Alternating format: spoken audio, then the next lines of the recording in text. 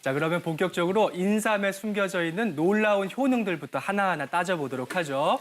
자, 이런 효능이 있습니다. 훅 떨어진 기력과 면역력을 높여주는 효능이 있다고요, 정 교수님. 예, 한의학에서 이 면역력과 관계 있는 장기가 폐, 비, 신입니다. 그 인삼은 그중에서 폐 그리고 비에 주로 작용해서 전기를 강하게 해줍니다. 이 전기가 강하면은 몸에 나쁜 기운, 사기, 요즘 말로 하면 세균, 바이러스가 들어오지 못하거나 막아주고 싸워서 이기게 해주거든요. 그게 바로 전기가 면역력인데 인삼은 전기를 강하게 하니까 면역력을 아주 강화시켜주는 게 맞습니다. 네, 임 교수님. 네, 실제 이제 인삼에는 여러 가지 생리활성 물질들이 많이 있는데요. 그중에서 아마 진세노사이드라고 많이 들어보셨을 거예요. 이 진세노사이드 성분을 주목해 볼 필요가 있는데요. 진세노사이드는 실제 이제 활성산소가 우리 몸에서 세포를 공격하는 것을 막아줘요. 그러면서 면역 세포를 활성화시켜서 면역력을 높여주고요. 또 신진대사를 활발하게 해줍니다. 네, 요즘 정말 환절기라 그런지 저도 기력이 확 떨어졌는데 그러니까요. 그런데도 도움이 된다고 하고요. 두 번째 효능 계속해서 알아볼게요. 만성질환 예방에 도움이 되고요. 혈행 개선에도 도움이 된다고 합니다. 정 교수님. 예, 중풍이나 당뇨병 같은 성인병 언제 왜 발생합니까? 중년기 이후 노년기에 잘 발생하고 또 그 경우에도 원기가 떨어졌을 때, 기력이 떨어졌을 때 발생하거든요. 그러니까 인삼이 기운을 끌어올려 주니까 만성질환, 성인병 예방에 좋다는 얘기고 또 인삼이 혈맥을 잘 소통시켜주는 역할을 합니다. 그 혈액 순환을 잘 되게 해준다는 의미니까 동맥경화를 예방하고 치유하는 효과가 있게 되는 거고요. 또 콜레스테롤도 떨어뜨려줍니다. 특히 중성지방 떨어뜨려주고 몸에 좋은 콜레스테롤 HDL 올려주는 효과를 나타냅니다. 그리고 세 번째는 우리 여성분들, 어머님들이 반가워하실 것 같아요. 볼게요. 갱년기 활력 저하, 피로 해소를 돕는다고요, 임 교수님. 네, 인삼의 그 사포닌에는 여성 호르몬이죠. 에스트로겐과 아주 구조와 기능이 비슷한 식물성 에스트로겐을 함유하고 있는데요. 이 식물성 에스트로겐이 결국은 우리 몸에서 여성들의 여러 가지 갱년기 증상을 완화하는 데 도움이 됩니다. 특히 이제 갱년기가 되면 수족냉증이라든지 여성의 경우에는 심내혈관 질환의 위험도가 확 높아지는데요. 네. 이런 것을 예방하는 데 도움이 됩니다. 실제 이제 쿠퍼만 지수라고 해서요. 이 갱년기 여성들이 흔히 느끼는 불면증, 우울증, 또 피로감이라든지 이런 갱년기에 있는 나타난 여러 가지 증상들을 지수화한 그 쿠퍼만 지수가 있는데요.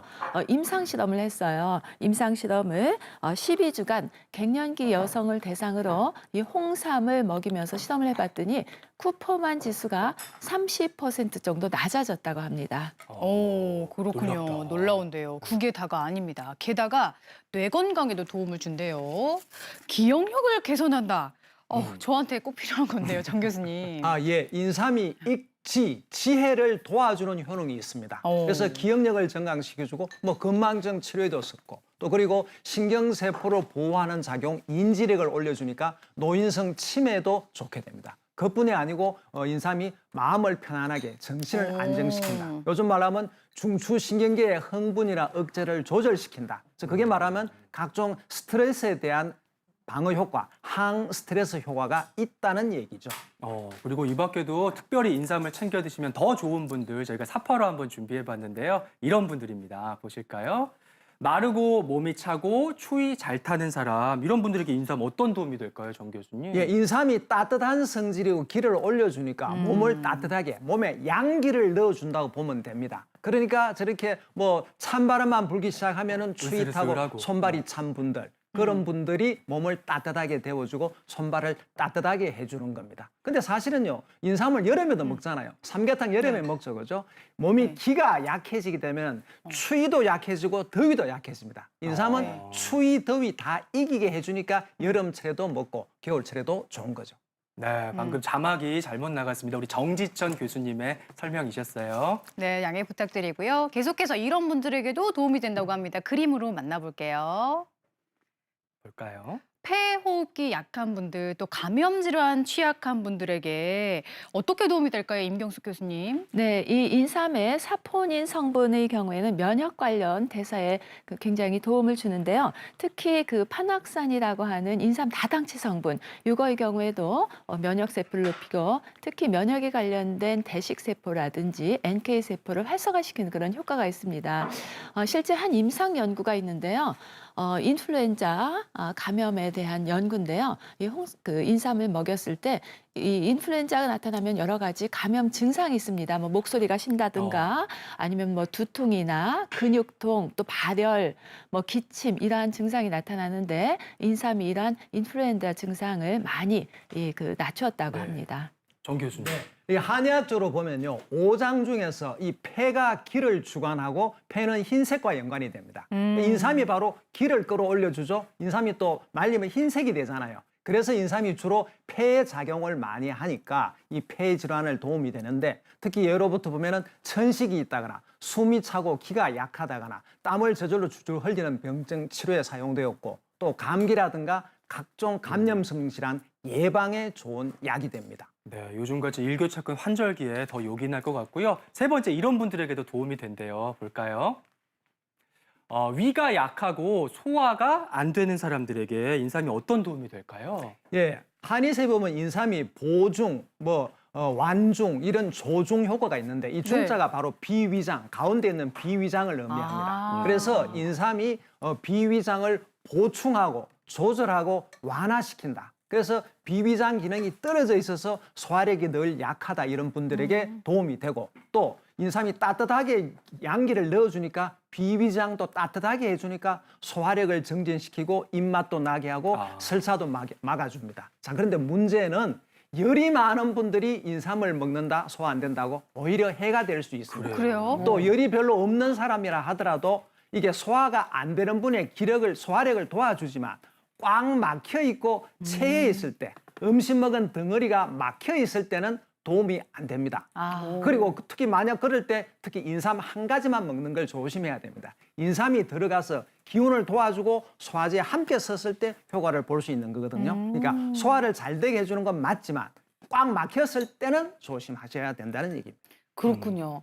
저 좀 꽉 막힌 것 같은데 좀 조심하셔야 주의를 돼요. 해야 될 것 같아요. 열도 있고요. 근데 교수님 말씀해 주신 거 보면 인삼이 이렇게 약성이 좀 높잖아요. 그래서 좋은 부분도 있는데 또 드실 때 좀 주의해야 될 분들도 있을 것 같은데요, 교수님? 그 아마 오늘 방송 내용 중에 이 얘기가 제일 중요하지 않나 싶습니다. 그래요? 인삼이 좋다는 우리나라 한국 사람이 모르는 사람이 없는데 내가 먹어도 괜찮을까? 이게 문제 아니겠습니까?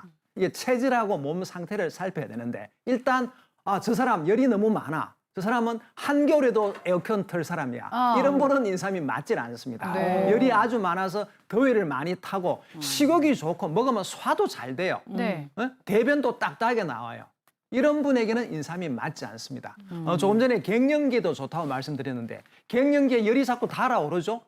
이런 분들이 인삼 먹었다가 열 더 올라올 수도 있고요. 또 열이 많은 아이들, 늘 냉장고 문 열고 찬물만 마시는 아이들에도 어머, 우리 애. 역시 열이 올라가면 좋질 않습니다. 그렇구나. 자, 그래서 임신부에게도 맞지 않고 수유부에게도 조심할 필요가 있습니다. 왜냐 임신 중에 인삼을 먹으면 태아에게 열이 가게 되겠죠, 그죠? 그래서 조심을 해야 되는 얘기이고 젖을 먹일 때도 특히 열이 많은 체질의 수유부가 인삼을 먹으면은 어떻게 될까요? 젖이 적어지고 아기에게도 그렇구나. 열이 가겠죠. 아이고. 조심할 필요가 있습니다. 예. 그렇군요. 그럼 교수님 왜 인삼은 또 체질에 맞는 분들이 또 즐겨 드시잖아요. 근데 체질에는 맞는데 또 좀 주의해야 될 분들 그런 분들도 있으시죠. 맞습니다. 체질에 맞아서 꾸준히 드시고 있는 분이라도 감기에 걸렸다, 독감이 왔다, 뭐 폐결핵이 왔다, 또 요즘 코로나19가 왔다. 이럴 때는 일단 중단을 하셔야 됩니다.